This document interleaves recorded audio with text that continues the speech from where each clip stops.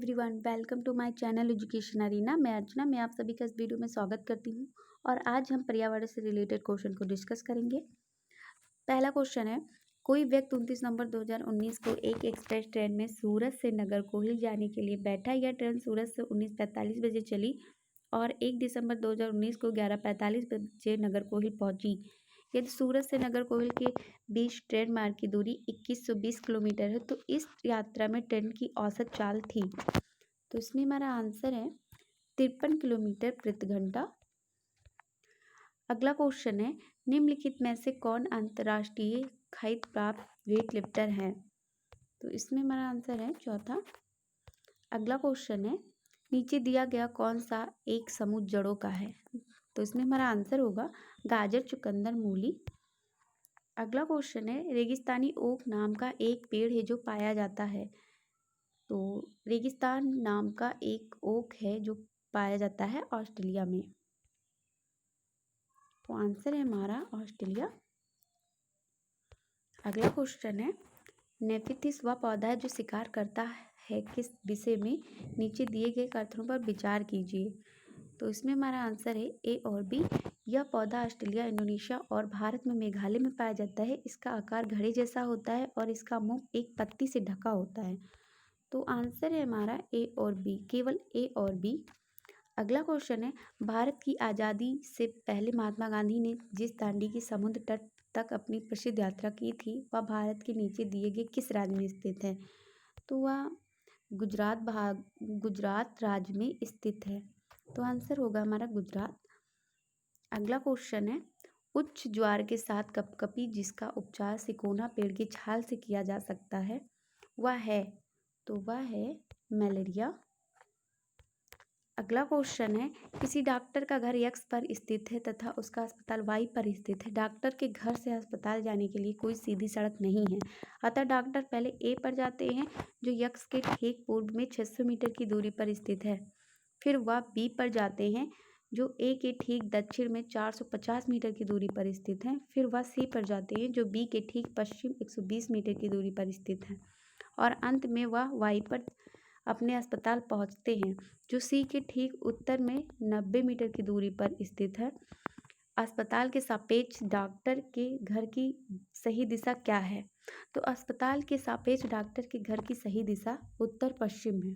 तो आंसर होगा हमारा उत्तर पश्चिम। अगला क्वेश्चन है, चेराओ नाच कहाँ के लोग करते हैं? तो आंसर है हमारा चेराओ नाच मिजोरम के लोग करते हैं। अगला क्वेश्चन है, तमिलनाडु के निकटवर्ती राज्य हैं? तो तमिलनाडु के निकटवर्ती राज्य आंध्र प्रदेश, केरल, कर्नाटक। तो आंसर है हमारा चौथा। अगला क्वेश्चन है, NCF 2005 के अनुसार निम्नलिखित में से क्या प्राथमिक स्तर पर पर्यावरण अध्ययन शिक्षण का उद्देश्य नहीं होना चाहिए? तो इसमें हमारा आंसर है वो है पर्यावरणीय समझ के द्वारा बच्चों में सटीक संक्रियात्मक कौशलों का विकास करना। तो आंसर होगा हमारा चौथा। अगला क्वेश्चन है, पर्यावरण अध्ययन कक्षा 3 से 5 के लिए एक विषय क्षेत्र है जो संकलित करता है। तो इसमें हमारा आंसर है पर्यावरण शिक्षा, सामाजिक अध्ययन और विज्ञान के अवधारणाओं और मुद्दों को। तो आंसर होगा हमारा दूसरा। अगला क्वेश्चन है, निम्नलिखित में से क्या पर्यावरण अध्ययन के संदर्भ में सही है? निम्नलिखित में से क्या पर्यावरण अध्ययन के संदर्भ में सही है? तो इसमें हमारा आंसर है फर्स्ट से सेकंड कक्षाओं के लिए भाषा और गणित के माध्यम से पर्यावरण अध्ययन पढ़ाया जाता है। तो इसमें हमारा आंसर होगा दूसरा। अगला क्वेश्चन है, बच्चों को पर्यावरण अध्ययन को सीखने के लिए खोजने के द्वारा प्राप्त समय दिया जाता है या इंगित करता है कि? तो इसमें हमारा आंसर होगा वो है तीसरा, पर्यावरण अध्ययन बाल केंद्रित। अगला क्वेश्चन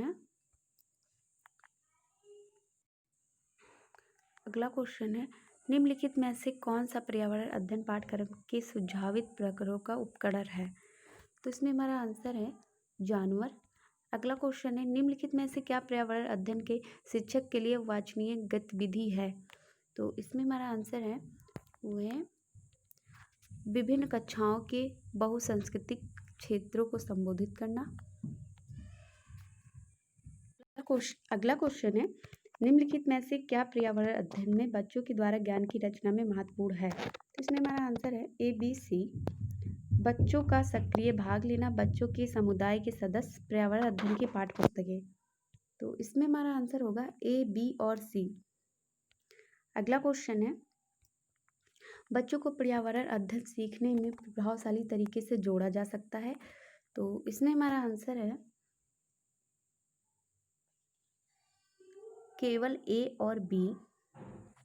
केवल ए और बी आंसर होगा हमारा केवल ए और बी। अगला क्वेश्चन है, पर्यावरण अध्ययन के शिक्षक के द्वारा बच्चों को जानवरों का अवलोकन और उनका चित्र बनाने को प्रेरित करने का उद्देश्य है। तो इसमें हमारा आंसर है वो है ए बी और सी।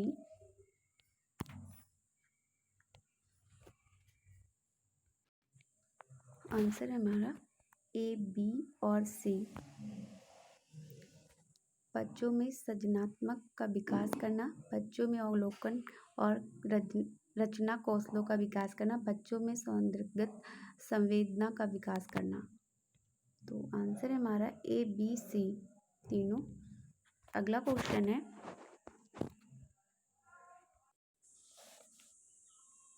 है, पर्यावरण अध्ययन में शिल्प कला और चित्रकला को समूह में करके सीखने पर बल दिया जाता है, क्योंकि इसका आंसर होगा समूह में सीखना, कक्षा में सामाजिक अंतःक्रिया को बेहतर करना। तो इसमें हमारा आंसर है सी। तो इसमें हमारा आंसर होगा तीसरा, केवल बी और सी। अगला क्वेश्चन है, निम्नलिखित में से क्या पर्यावरण अध्ययन को सीखने का सबसे प्रभावशाली संसाधन है? तो इसमें हमारा आंसर है ए बी और सी। ए बी और सी, पर्यावरण के सदस्य, समुदाय के सदस्य, समाचार पत्र। अगला क्वेश्चन है, निम्नलिखित सीखने के कौन से सिद्धांत का पर्यावरण अध्ययन में अनुसरण होता है?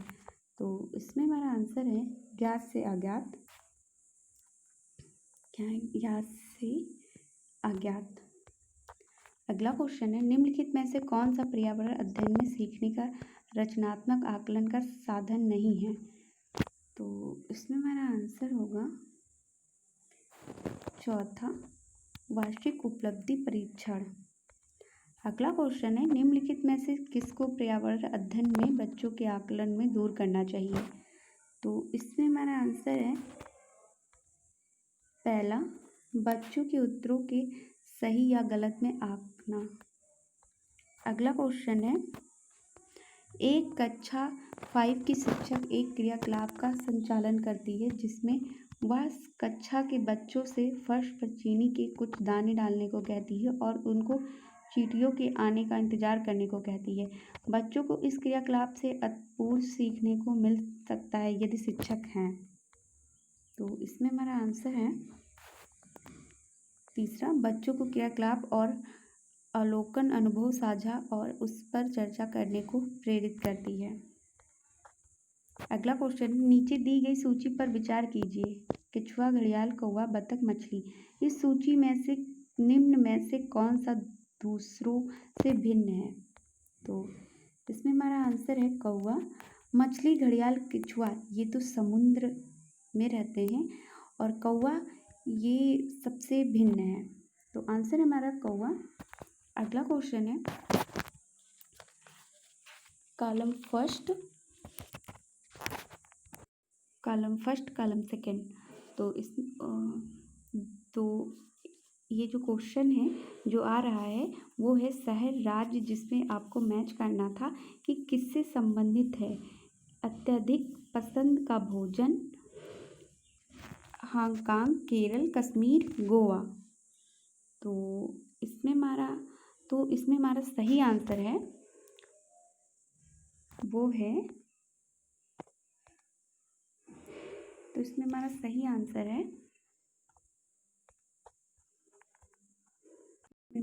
आंसर है दूसरा।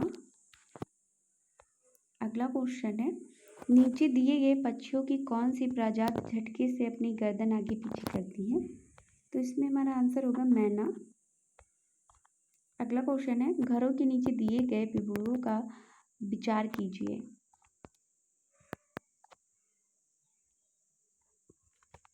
इसमें हमारा आंसर है ए और सी। ए और सी। राजस्थान में गोवा के गांव के लोग मिट्टी के घरों, जिनकी छतें कटीली झाड़ियों की होती हैं, में रहते हैं। और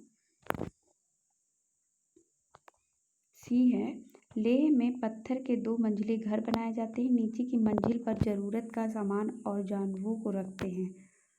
तो आंसर है हमारा ए और सी, तीसरा।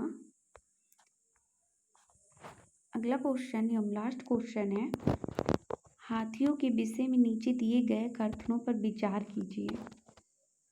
तो इसमें हमारा आंसर है सी, डी और ए। सी, डी और ए। इन्हें पानी और कीचड़ में खेलना बहुत भाता है, इससे इनके शरीर को ठंडक मिलती है। और डी है, किसी हाथियों के झुंड में सबसे बुजुर्ग हाथनी की ही सभी फैसले लेती है। और ए है, हाथी बहुत कम आराम करते हैं, यह एक दिन में केवल 2 से 4 घंटे सोते हैं। तो इसमें हमारा आंसर होगा बी, सी और डी। नहीं, सॉरी, इसमें हमारा आंसर है सी और डी। सी और डी। अगर हमारा वीडियो पसंद आए तो लाइक करें, सब्सक्राइब करें और शेयर करें। Thank you.